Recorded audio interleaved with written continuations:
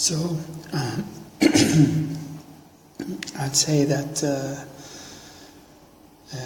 regarding Pañña is one of those words in Pali that are always difficult to find a satisfactory translation to, and it's also not so easy to describe what is it exactly. To give a description of how do we experience it and how is it developed. And this being the case, although it is one of the most significant elements of our purification and our progress along the path to achieve our goal. So, in my understanding, Pañña is a special kind of intuition, and I'd say that it is intuition that is founded in our understanding of Dhamma. It is a transcendental kind of intuition. Intuition in general is something that is really not so easy also to describe what it is. I mean, the word is vague, and we use it often to refer to our ability to understand the significance of something, of an experience, of an event, of whatever kind of manifestations. We say intuitively, that is without much analysis or without rationalization. It's just this kind of quick, immediate grasp of the significance of something that appears to us. And that is certainly one true factor of what makes intuition in our experience. But in the context of we'd say Buddhist understanding of it, and regarding the understanding of what Pañña really is, I'd say that intuition is not just that. I mean, it has to be explained as how does it happen, what makes us able to grasp the significance of something in that way, and also what is the extent by which this grasp is correct or false? Are our intuitive experiences always true, correct, or say descriptive of reality in an accurate way? And the truth is that I think we could say that from a Buddhist perspective, we don't think of intuition as something that is stable or something that is constant, or it's changing, it's functioning. Its occurrence and its quality in particular is always fluctuating. But this is the real point about intuition, about Pañña, is that intuition can be understood and described in terms of quality. It has different qualities, and it goes from a level where it is of a very low quality that is leading to erroneous conclusions, and representations of reality, and up to a very high level, and that is what we call Pañña. That is a high level, a transcendental kind of intuition that really encompasses experience. And I think maybe the best way to describe intuition and describe how it functions is by describing qualities. What are the factors which lead to the development of the intuition? This is also important to look at. That is, intuition in a Buddhist perspective is something that can be developed. And the factors which are involved in the development of intuition, I'd say the first is our ability to observe experience. And what leads to a developed intuition is the accumulation of our capacity and habit of observing experience. Now, most of the time relate to experience through tanha, so that is through a desire. We either enjoy it or find it repulsive. We are attracted to it or repelled from it. It gives us pleasure or pain, and that's where experience begins and ends for us. But in a Buddhist understanding, I would say that a developed intuition is one in which there is an accumulation of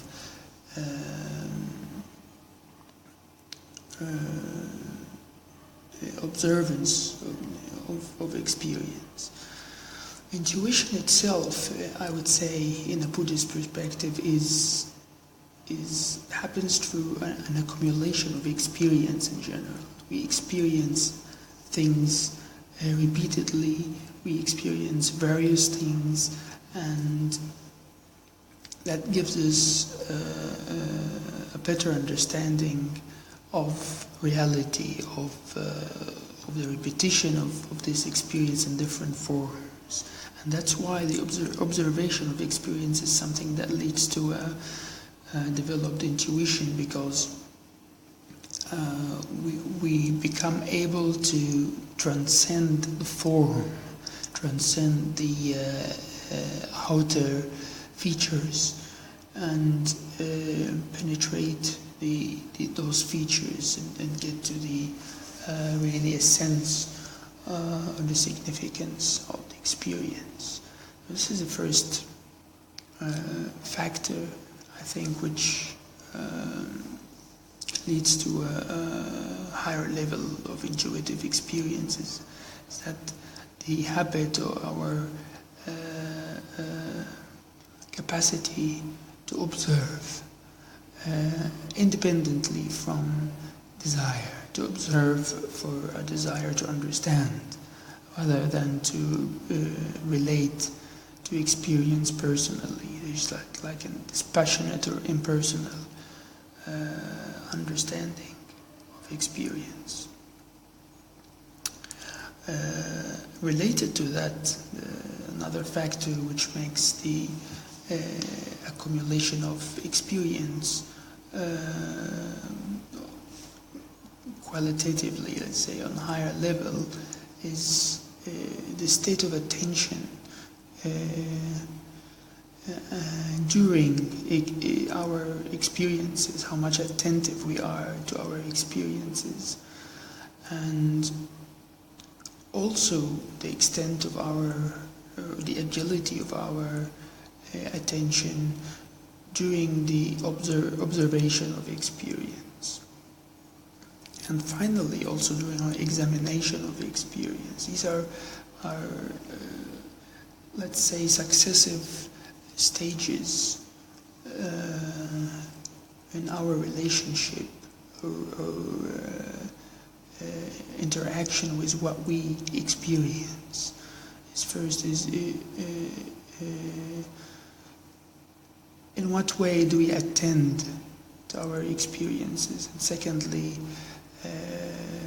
the extent by which we're able to manipulate the attention in order to be able to observe our experiences dispassionately and as impersonal events.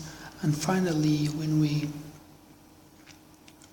the experience is over and when it is time for us to examine what happened not only in terms of what happened in the environment, but more significantly what happened in the psyche, how did it relate to that experience, what forces were involved in the event of contact between the psyche, not only on the sensorial level, but also on the emotional level, on the conceptual level, and if the will was involved on the behavioral level as well, and between the features of the experience. So, in order for our intuitive capacities to develop to a higher level, the attention is needed in all these successive stages. Stage of attending to experience directly, attending to observation of experience, and finally the examination of experience. All these stages require the development of the attention or samadhi. And that in the end leads to and the accumulation of experience on a much more deeper level than when the attention is not developed. This accumulation of experience is really what intuition is. It is simply the accumulation of either high or low quality of attention and observation and examination of experience. In a Buddhist sense, we could add another factor to that, which is the moral factor. Say that our intuitive capacities probably much more developed when we relate to our various experiences with a free conscience or with a good moral foundation.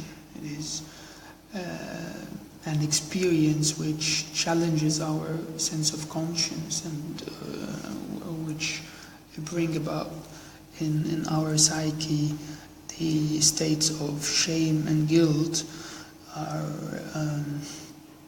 are likely to cause our intuitive capacities to deteriorate. In other words, that an experience which challenges our moral sense is one which we would later on, if we would have a similar experience or we experience the same thing, we are likely to make our intuition is likely to relate to in a more neurotic way or in a more self-obsessed way, and in that way it would eventually make our judgments and our conclusions and our understanding of that experience more erroneous and more deluded and much more based on desire, personal desire and obsession and so forth. So this moral dimension is one which also influences the development and the quality and the nature of our intuitive experience. And so we say that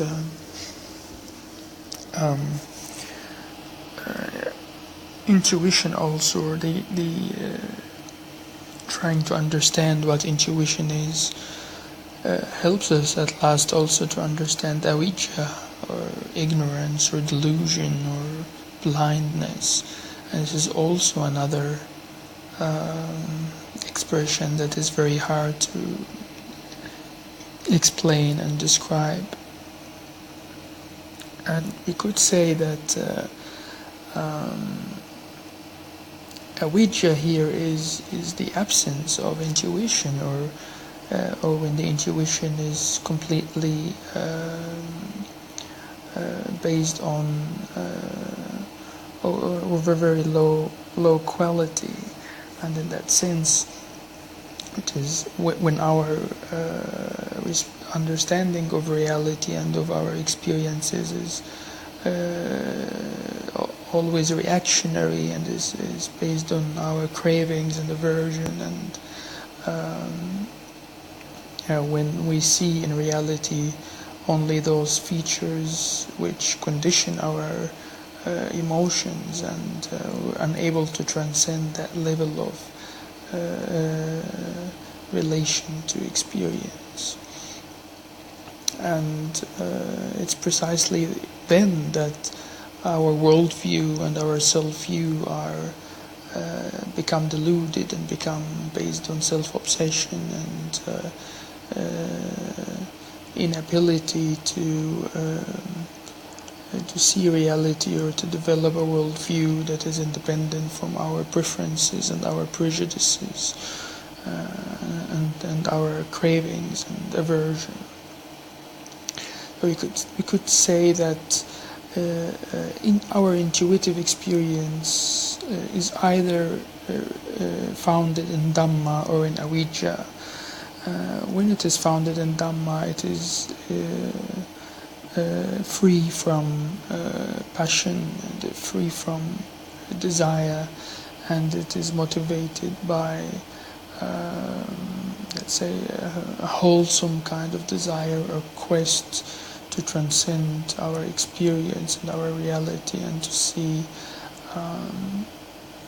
the relationship between the psyche and the environment and the reality, and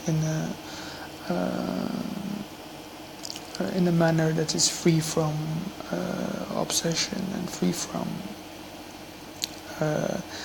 the conditioning that is happens through emotion.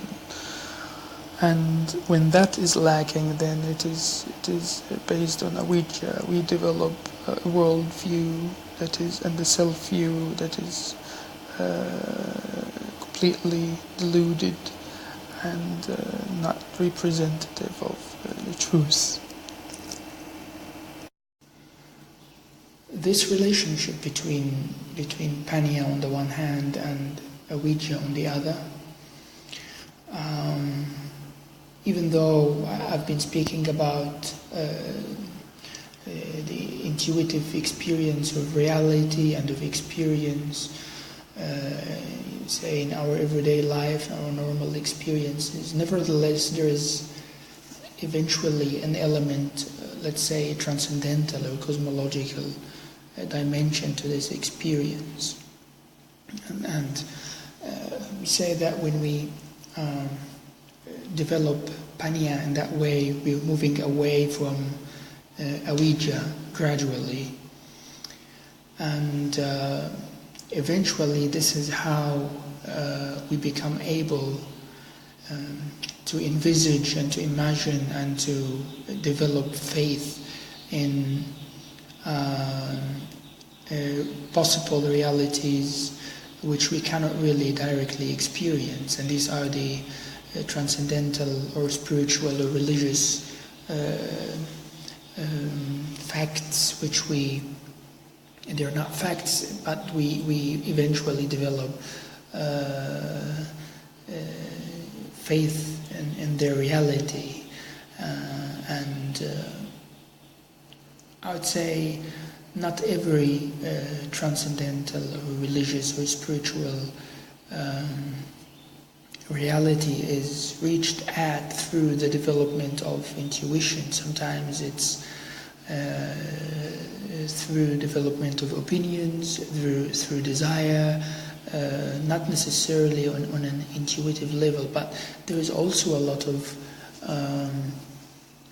spiritual beliefs and cosmological and transcendental and religious beliefs that are realized only after the sufficient development of intuition. And this is really what we mean when we say faith supported by or founded on Pañña. Is founded on this kind of experiential development of the intuition, and this is the factor which makes our faith not dogmatic and not haphazard, and it's not just a decision to believe in something, but it is really one that is supported by our gradual experience of the development of our intuitive capacities. And it happens quite naturally. It happens all by itself as we develop the attention, develop our sense of conscience, and as the intuition becomes more vigorous and more active on a higher level, naturally we begin to move away from the grasp of avidya, and eventually our faith develops in certain cosmological realities that we cannot really experience directly. And it is for this reason that I think in Buddhism in particular, faith is understood to be something that develops gradually as well. It's not all or nothing. It's not like you believe in this or you don't. But it's possible for our faith in, say, rebirth, in faith in nibbana, a faith in the purification of the psyche. It develops gradually and by degrees, and is actually recommended by the Buddha that we don't just believe in these possibilities because we want to, but rather because our experience has shown us that these things they're not haphazard, that they have a foundation that we can relate to in our own experience.